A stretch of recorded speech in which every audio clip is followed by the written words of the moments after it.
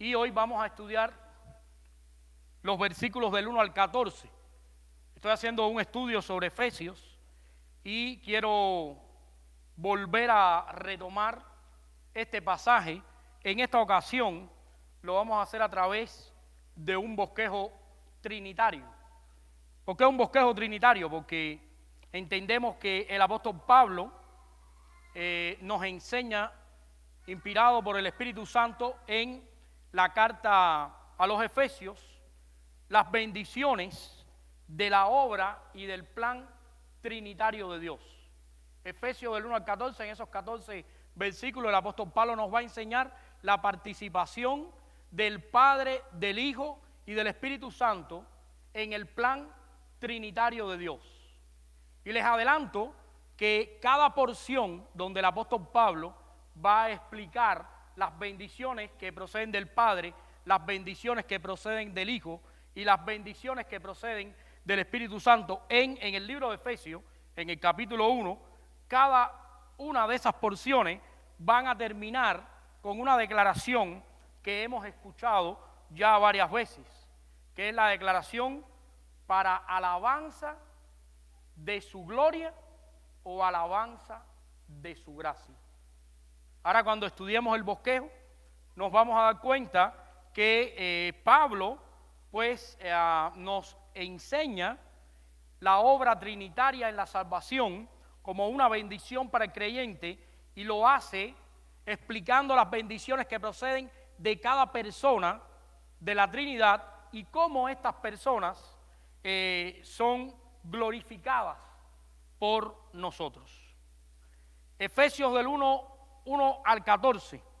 No vamos a volver a leerlo, pero sí quiero traer la enseñanza en esta tarde, porque quiero que en ese boletín que ustedes tienen, si lo pueden apuntar o quizás se lo van a llevar en la mente, pero quiero que una vez salido de este lugar, si alguien le pregunta, fuiste a la iglesia, qué hicieron, qué dijeron, usted tenga algo que decir. Usted puede decir, no, yo fui a la iglesia y ahí cantaron y ahí dijeron, pero te voy a decir lo que aprendí, la enseñanza principal de lo que el pastor estaba diciendo. La enseñanza es esta: somos salvos por obra de nuestro trino Dios. O sea, la salvación está en el plan trino de Dios, porque nuestro Dios es un Dios trino. Nuestro Dios es un Dios ¿en qué? En tres personas, en la persona del Padre, del Hijo y del Espíritu Santo. Y esas tres personas están perfectamente coordinadas para obrar la salvación en el corazón de los creyentes. Así que vamos a orar y vamos a dar gracias a Dios. Padre, gracias te damos en esta tarde por la bendición de poder compartir tu palabra. Ayúdanos a aprender de ella. En el nombre de Cristo Jesús. Amén. Bueno, una de las palabras que hemos pronunciado hoy acá es la palabra Trinidad o Trino.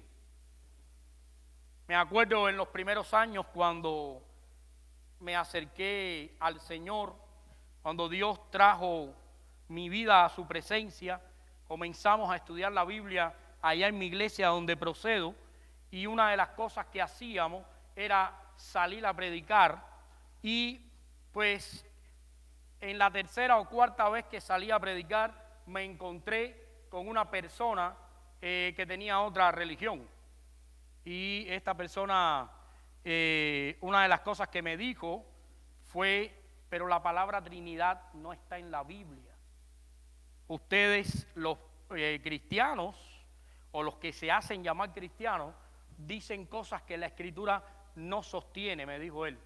Él pertenecía a una organización llamada la Organización de los Testigos de Jehová. Y él me dijo: no, ustedes no sostienen el pensamiento bíblico de manera coherente, porque ustedes añaden palabras a la Escritura.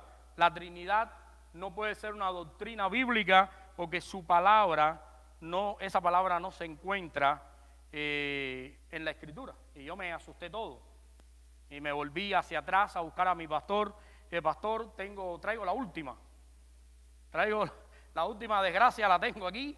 Salí a predicar y ahí me encontré con estas personas y me espantó esto y ahí yo me quedé frío. Yo siempre lo he oído hablar de esta palabra, pero yo no tengo idea de dónde salió. El pastor lo primero que me dijo es, cuando te lo encuentres, el pastor es un poquito fuerte de carácter, me dijo, cuando te lo encuentres le dice que Salón de Reino tampoco está en la Biblia. Que se dé cuenta, que Salón de Reino tampoco está en la Biblia.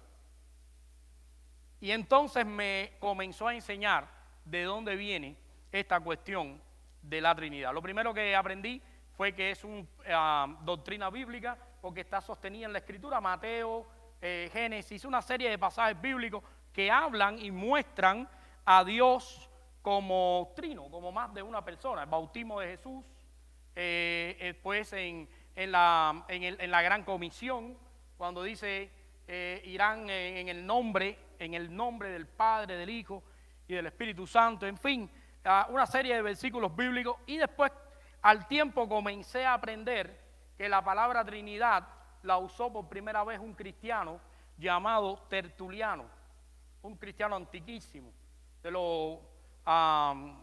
año 100 o 200 después de Cristo. Él comenzó a hablar de la palabra Trinidad y él se refirió a Dios como Trinity, como trino Dios. Y cuando él hizo eso, ciertos sectores relacionados con la iglesia saltaron y comenzaron a fabricar herejías.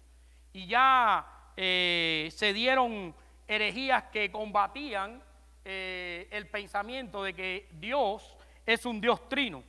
Y en la antigüedad Tertuliano vio cómo florecía algo que le llamaban el monarquianismo dinámico. ¿Qué significaba esto? Era un sector, una secta que decía que Dios de alguna manera se mostraba en Cristo y se apoderaba de Cristo, pero que de ninguna forma Cristo era Dios, contradiciendo claramente lo que la Biblia dice en Juan 1:1, cuando dice, en el principio era el verbo era con Dios y el verbo era Dios. Después se levantó otro hombre llamado Sabelio y él fundó lo que se llama como el sabelianismo. Y él decía que el Padre, el Hijo y el Espíritu Santo eran tres figuras o imágenes por las cuales Cristo, Dios se mostraba. Es decir, Dios es uno solo, pero no son tres personas. Él adopta la posición de Padre, adopta la posición de Hijo y adopta la posición de Espíritu Santo, contradiciendo lo que la Biblia enseña en el bautismo de Jesús, donde claramente el Padre se escucha en una voz, el Hijo está presente en el bautismo y el Espíritu Santo viene sobre él en forma corporal de paloma, lo cual sí confirma que es un solo Dios, pero ¿en qué? En tres personas. Y ya después de eso se levantó alguien que sostuvo una doctrina que le llamaron el triteísmo o arrianismo. Y esto procedía de un hombre que se hacía llamar Arriano o Arrio. Arrio fue un hombre que combatió la iglesia, en un momento fue obispo, un tremendo problema. Y Arrio decía que en realidad habían tres dioses, algo muy parecido a lo que hoy dicen los testigos de Jehová. O sea, el testigo de Jehová te dice que hay un Dios Padre y hay un Dios Hijo, un poquito menor, y el Espíritu Santo es la fuerza activa. Algo parecido es lo que decía Arrio. O sea, Arrio, con el pensamiento y el tiempo, derivó en lo que hoy creen los testigos de Jehová. Después vinieron las grandes controversias de la iglesia. El credo niceno, el credo en Nicea, en Constantinopla, en fin. Toda una gran controversia para llegar ¿a qué punto? A este punto. A que Dios verdaderamente se muestra en la Biblia como un Dios en tres personas. una esencia en tres personas. Y el apóstol Pablo nos los confirma en esta carta, mostrándonos las bendiciones que proceden de cada una de las personas de Dios. ¿Para qué? Para la salvación de los creyentes. Así que le invito a que tome la Biblia y vamos a ver algunas bendiciones que Pablo nos comparte. Pablo nos informa que cada persona de la deidad nos ha bendecido y luego ora para que podamos comprender estas bendiciones y el poder glorificar a Dios a través de ellas.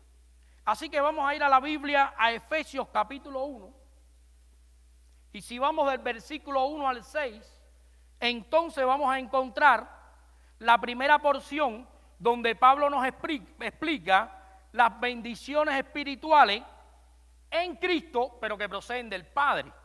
Y dice en el versículo 3 y 4, vamos a leerlo, dice: bendito sea el Dios y Padre de nuestro Señor Jesucristo, el que nos ha bendecido con toda bendición espiritual en los lugares celestiales. ¿En quién? En Cristo. Según, ¿qué dice ahí la Biblia?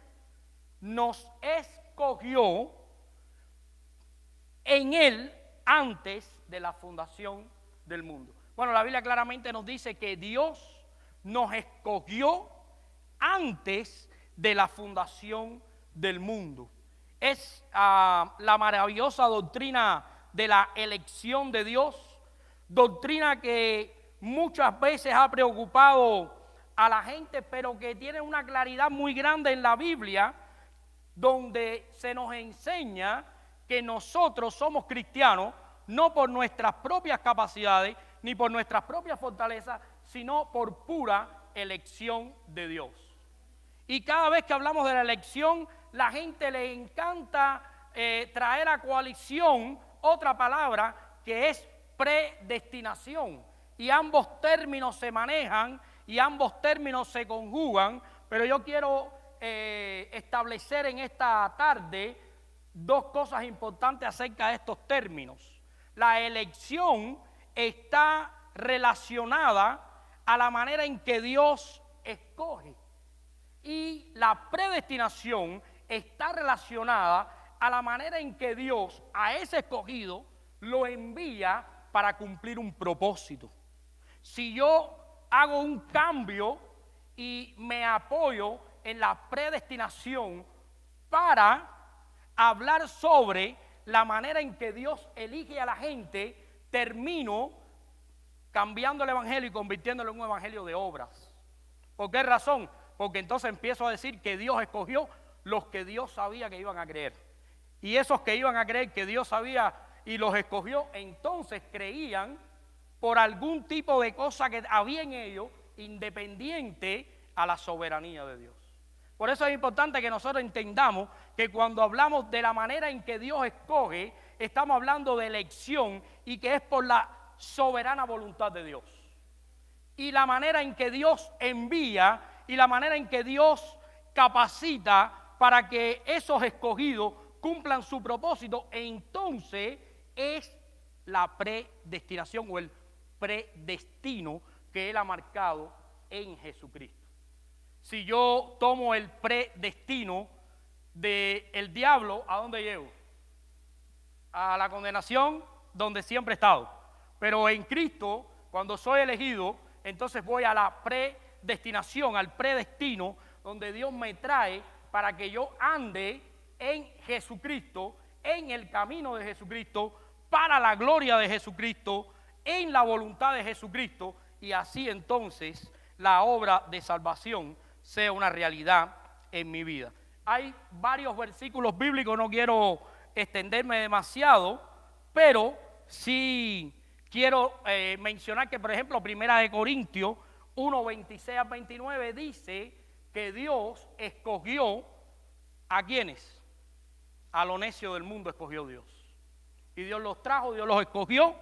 Y segunda de Tesalonicenses, en el capítulo 2, versículos 13 y 14, dice que Él los escogió desde el principio.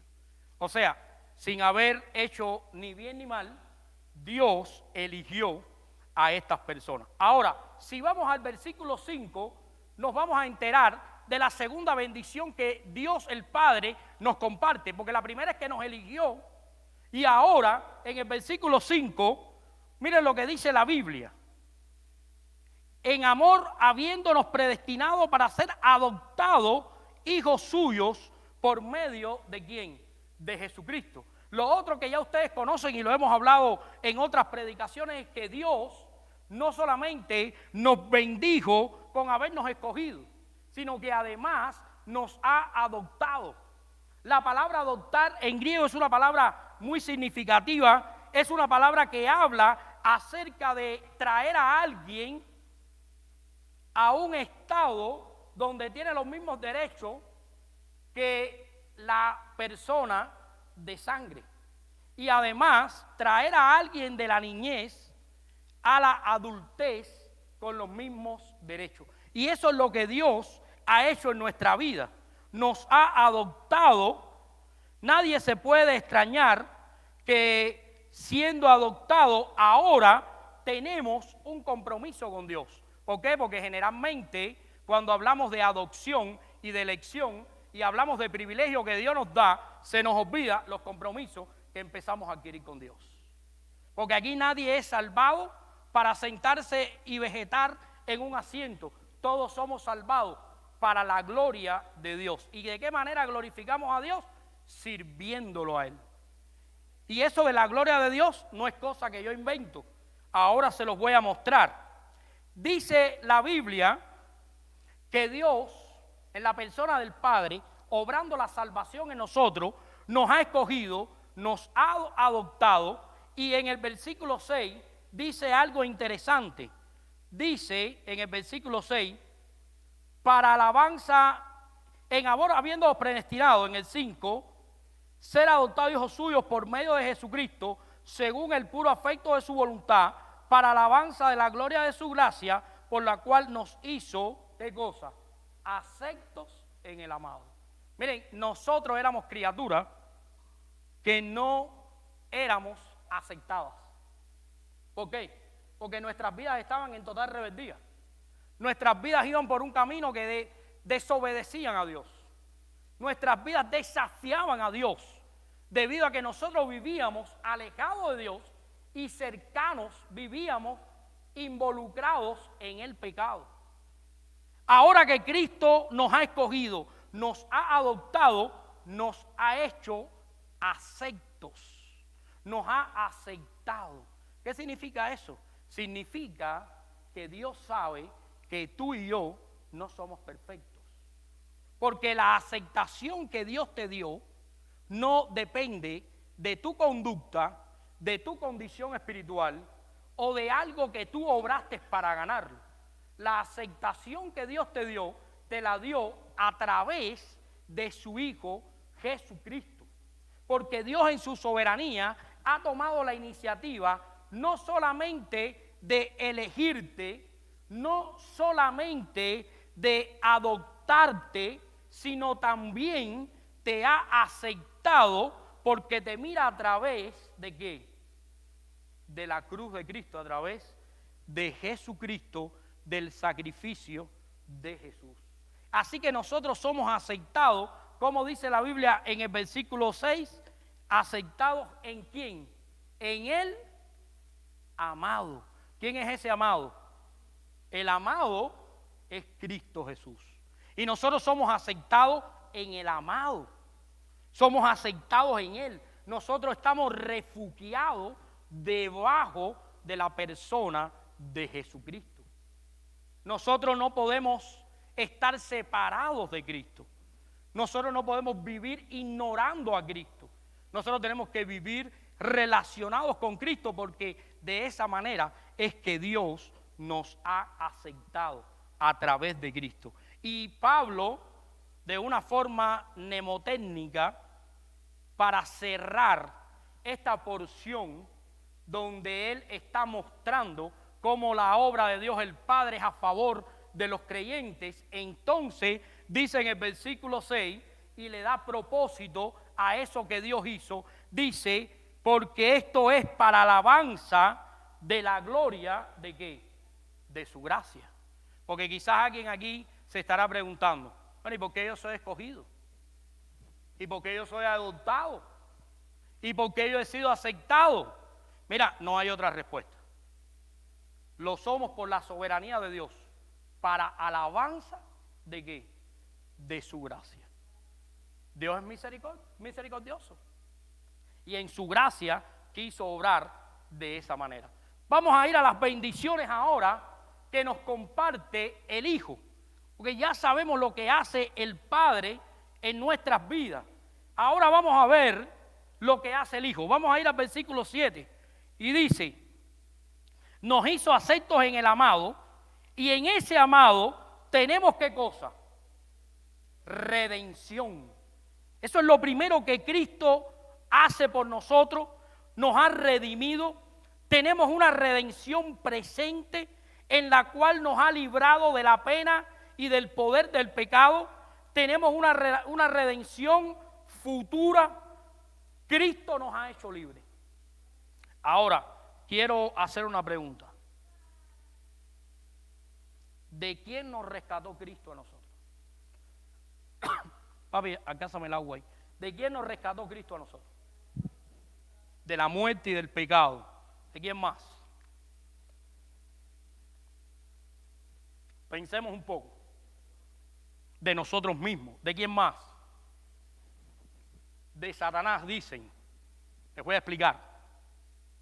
Cristo nos rescató de la ira de Dios, no de Satanás. Cristo no le debe nada a Satanás. Satanás no puede recibir pago por nuestro rescate, porque Satanás no nos condena.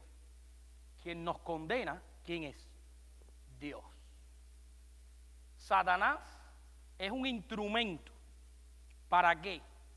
Para que nosotros, si desobedecemos a Dios, vayamos ¿a dónde? A la justa condenación.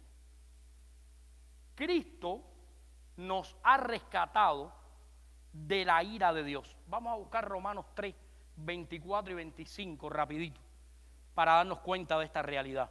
Muchas veces pensamos, Cristo nos rescató de mí mismo, del mundo, del diablo, de mis pecados, pero les voy a decir la realidad. La realidad es que nuestro enemigo es quien es nuestro amigo ahora. Porque nosotros no solamente teníamos de enemigo, bueno, ahora es que tenemos enemigo al mundo, ahora tenemos de enemigo al diablo y ahora nos tenemos nosotros de enemigo. Antes, cuando no conocíamos a Dios, el diablo estaba contento como estábamos, el mundo estaba contento como estábamos, y nosotros, en nuestra ignorancia del pecado, estábamos contentos como estábamos. El que estaba airado con nosotros, ¿quién es? Dios. Y de ese es que Cristo nos rescató. Porque si nosotros hubiéramos quedado enemistados con Dios para siempre, ¿qué hubiera pasado? Vamos a la condenación eterna por nuestra rebeldía. ¿Qué dice Romanos capítulo 3, 24 y 25? ¿Qué dice? Vamos, Juan.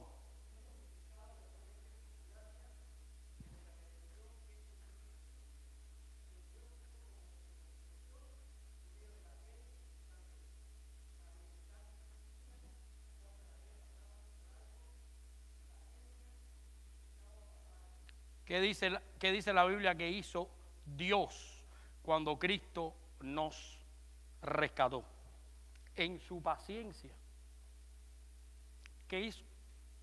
Pasó por alto. ¿Qué cosa? Los pecados pasados. No podemos vivir como condenados,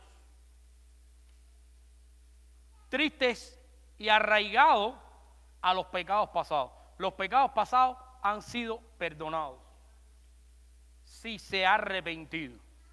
Si no se ha arrepentido, lo necesita. Ahora tenemos que concentrarnos en los pecados presentes y en los pecados futuros. ¿Cómo pedir perdón a Dios como doblar nuestras rodillas. ¿Para qué? Para que de alguna manera Cristo obre en nosotros el perdón de Dios. Fíjense, Cristo no solamente nos ha redimido.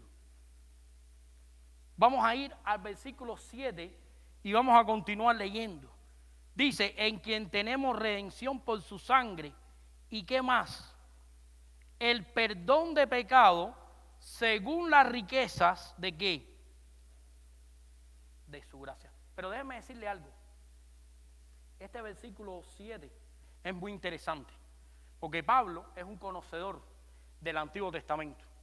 Y Pablo es un especialista tendiendo puentes entre lo que pasaba en el Antiguo Testamento y que tipificaba a lo que ahora pasa en el tiempo en que Cristo ya vino.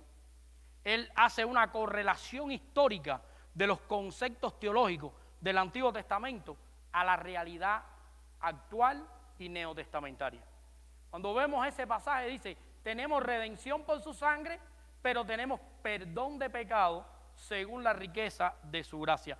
Pero el español no lo refleja totalmente, pero la palabra perdón en griego significa alguien que suelta, que te desata, que te libera ¿de qué? De algo. Por ejemplo, si tú estás trabado en un lugar, alguien te zafa y tú eres libre de nuevo. Un barco encalla y de pronto ese barco es zafado, quitado de ahí y el barco puede navegar de nuevo. Es una imagen clara a un pasaje de Levítico 16, 20 al 22. Levítico 16, 20 al 22.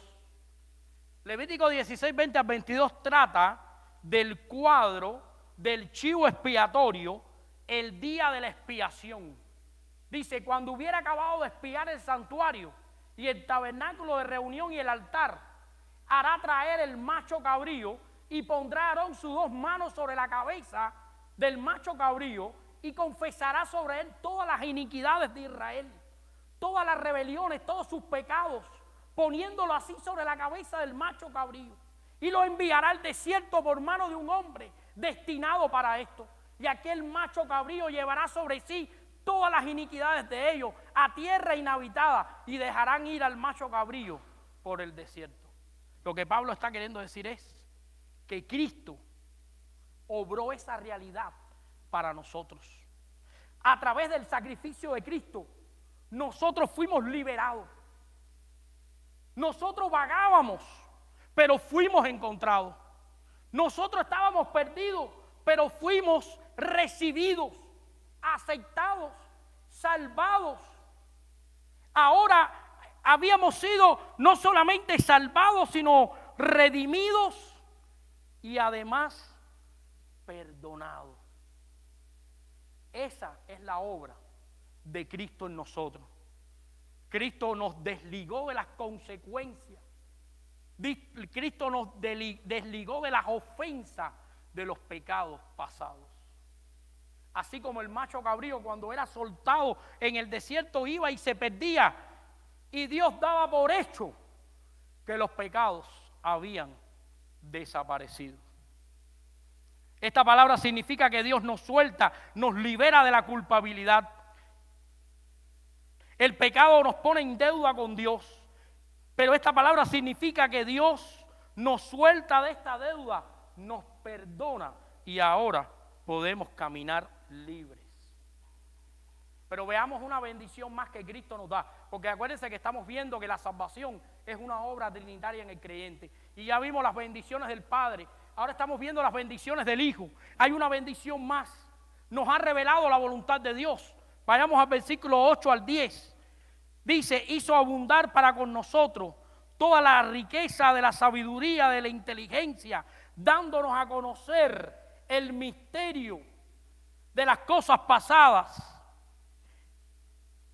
el misterio de su voluntad, de su beneplácito, el cual se había propuesto en sí mismo reunir todas las cosas en Cristo. Cristo nos ha revelado la voluntad de Dios. Y por último, en el versículo 12 al final, dice, en el versículo 11, perdón, dice, en él asimismo tuvimos, ¿qué cosa? Herencia, habiendo sido predestinados conforme al propósito del que hace todas las cosas. Y va a cerrar ya las bendiciones del Hijo. Y miren lo que dice en el versículo 12, a fin de que seamos, ¿para qué? Para alabanza de su gloria. O sea, Pablo le está diciendo a Efesios, Dios, el Dios Trino, nos ha salvado. Les voy a compartir las bendiciones de Dios el Padre.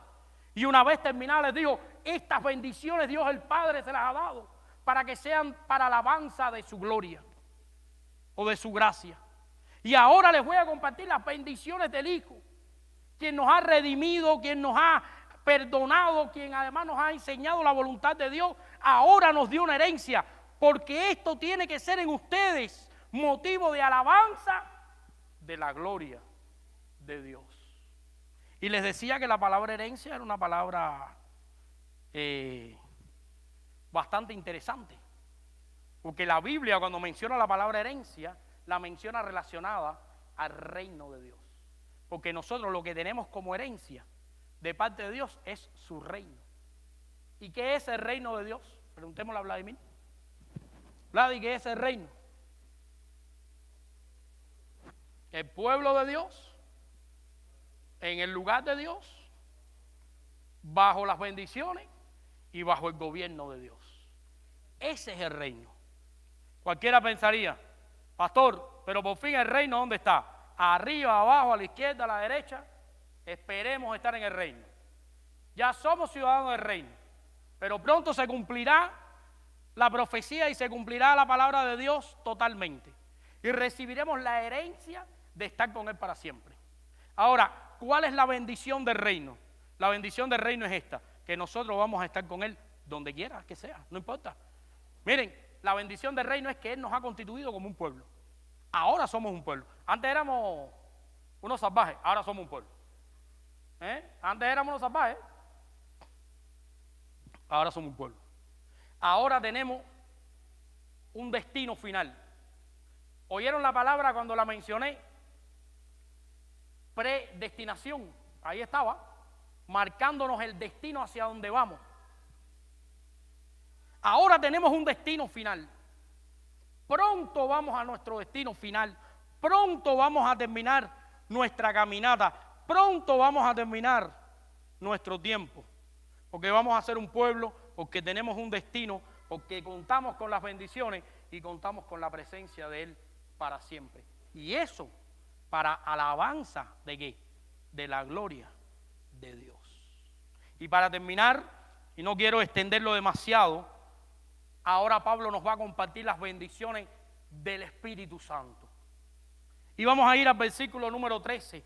Y dice, en Él también vosotros, habiendo recibido la palabra de verdad, el evangelio de vuestra salvación, y habiendo creído en Él, ¿qué dice? Fuisteis sellados, ¿con quién? Con el Espíritu Santo de Dios. ¿Quién dice que Dios no es trino? ¿Quién dice que Dios no es un Dios trino? El Padre obrando para nuestra salvación, el Hijo obrando para nuestra salvación, y ahora el Espíritu Santo revelándonos y sellando al pueblo de Dios. Es importante este versículo porque Él nos muestra el camino de la salvación. Vamos nuevamente. Dice, en Él también vosotros, habiendo ¿qué cosa? Oído la palabra. Miren el camino que Pablo le dice a los efesios de cómo se convierte alguien. Oyendo la palabra, el evangelio, que no es cualquier palabra, hay que hablar el evangelio. Y habiendo ¿qué? Creído en quién, en Él, entonces somos sellados con el Espíritu Santo, ¿de qué? de la promesa. Habiendo oído, habiendo creído. Este sello quiere decir que Dios nos posee y que nunca nos podremos apartar de Él. Porque por ese sello, ningún cristiano puede estar endemoniado. Si está endemoniado, no es cristiano. ¿Por qué? Porque la luz y las tinieblas no pueden vivir juntos. No pueden habitar juntos. No pueden haber luz y tinieblas viviendo en un mismo lugar. Si no, apagamos todas las luces y cuando prenden, se dan cuenta que las tinieblas se disipan. Es una realidad. El Espíritu Santo no puede morar donde están los espíritus inmundos. Así que los que tienen el Espíritu Santo y han sido sellados, están con Cristo y estarán para siempre. Ahora, si tuviera más tiempo les hablaba del sello, porque este sello, Pablo está usando una palabra que es Pablo era un hombre que conocía mucho el imperio romano y él sabía que los emperadores tenían un sello. Y Pablo está hablando de ese sello. Sería muy interesante hablar del sello. No tenemos tanto tiempo. Capaz que se aparezca Aarón por ahí, no Aarón el de la vara, sino el pastor americano. Y dice, ¿hasta cuándo es esto aquí? Bien. No, pudiéramos hablar del sello, pero solo les voy a decir que el sello era una manera de hacer inquebrantable, infranqueable y además demostraba propiedad de. Si yo como emperador sellaba un documento, era inquebrantable, era inaludible, era algo sellado, era algo que no se podía violar. Bueno, dice que el Espíritu Santo nos ha sellado de esa manera y esa es una de las bendiciones que recibimos en Cristo.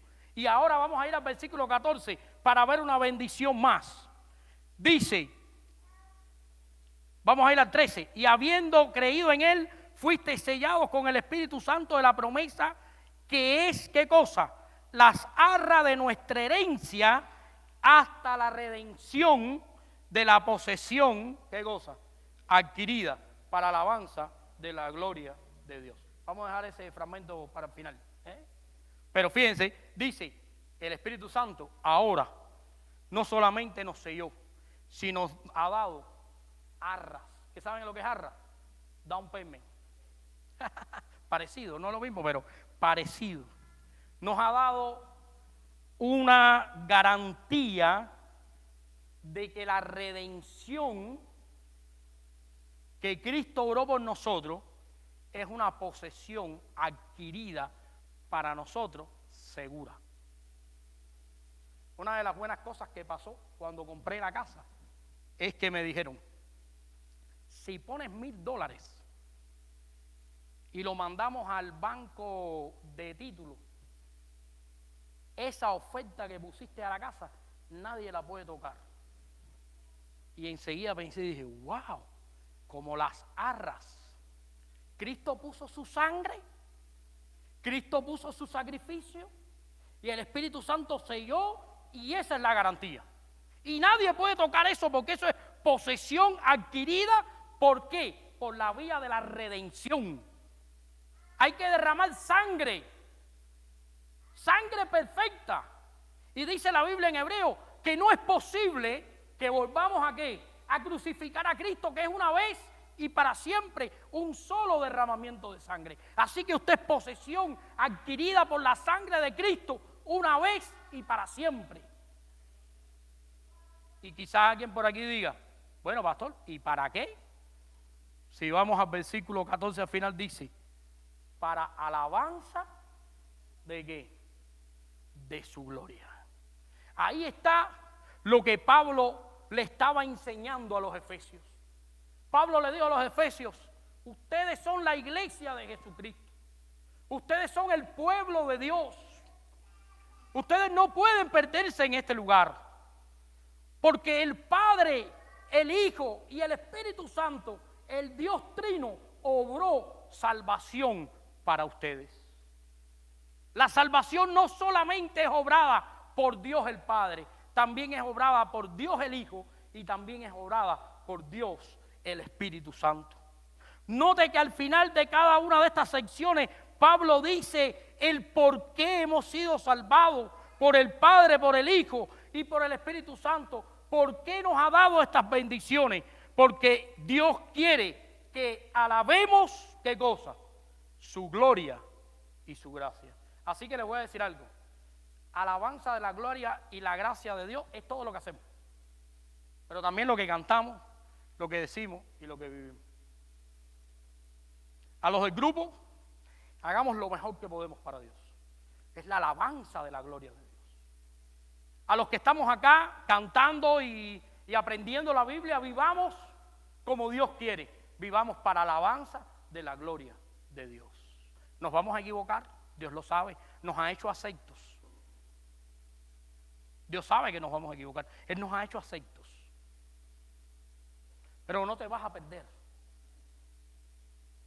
No te va a llevar el diablo. Porque no puede. Porque ya eres posesión del Espíritu Santo. Has sido sellado para alabanza de la gloria de Dios. Y de esa manera quiero terminar. Que nuestras vidas sean de total agradecimiento para alabanza de quién?